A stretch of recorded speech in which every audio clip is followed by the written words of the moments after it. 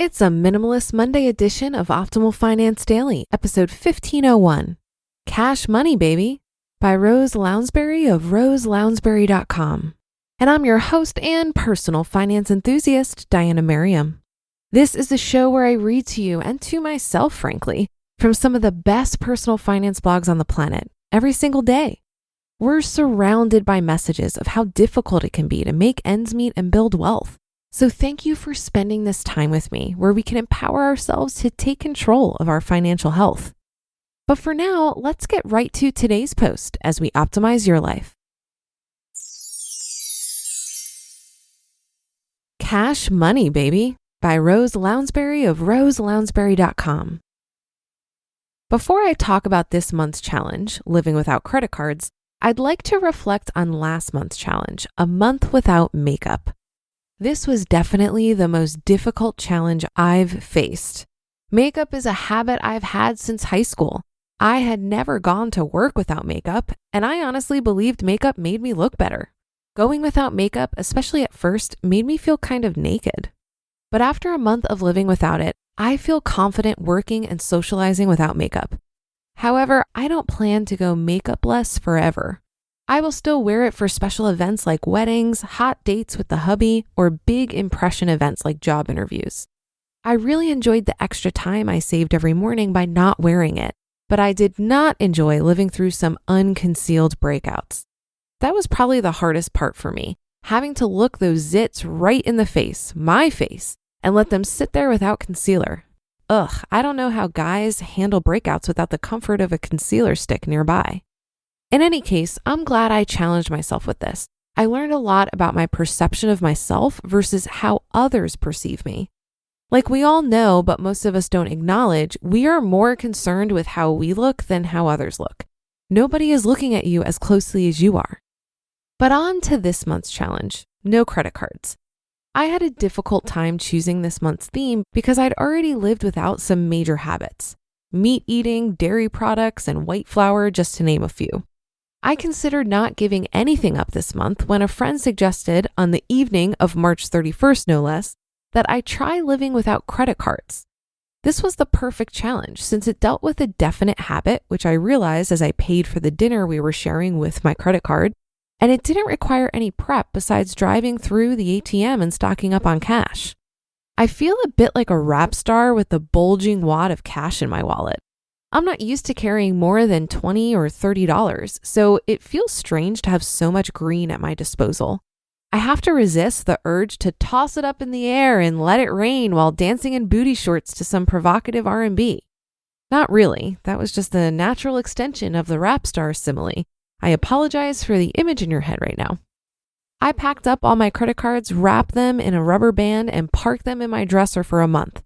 There are 7 of them. 7? Really? Why does a self-proclaimed minimalist have 7 credit cards? Questions I need to explore as this month unfolds. One thing I've already noticed about switching to cash, I'm reluctant to part with it. I really don't want to let it rain. I want to guard those green bills in my wallet like a helicopter mom taking her kids to a carnival. You will not leave my sight. Oh, 5 of you want to go over there to that expensive coffee place and waste yourselves on a drink you could make at home? I don't think so, buccos. I raised you better than that. Get back in the wallet. We're going home right now. So this is good, right? I'm a little more picky about where I spend my money, but I'm rather appalled at how much money I spend. I take $200 out of the ATM at a time and it goes fast, like super fast. Like the child of a helicopter mom when he finally gets out of her sight at the carnival and can run free. Cotton candy? A horsey ride? Yes, please. Although I am trying hard not to spend my money frivolously, recent purchases included new wiper blades, underwear for my kids, and a baby shower gift. I'm still amazed at how much money I spend regularly. For a bit of a safety net, I'm keeping my debit card in my wallet. It's not actually a credit card. I need it to access my ATM cash flow, and it will be handy on the off chance that there's a true emergency and I need to spend a lot of money at once. I'm not sure how I will be able to tell if I actually spend less money this month. I know what my credit card bill is approximately each month, and I can keep track of my trips to the ATM to compare, but this isn't an exact science. Maybe the benefit of doing this is just becoming more aware of my spending habits. We shall see.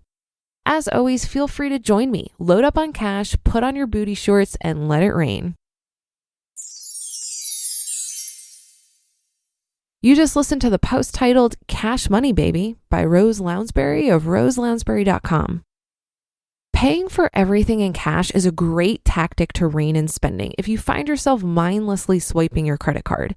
You can even set yourself up with cash envelopes for each area of your discretionary budget for increased awareness on where your money is going.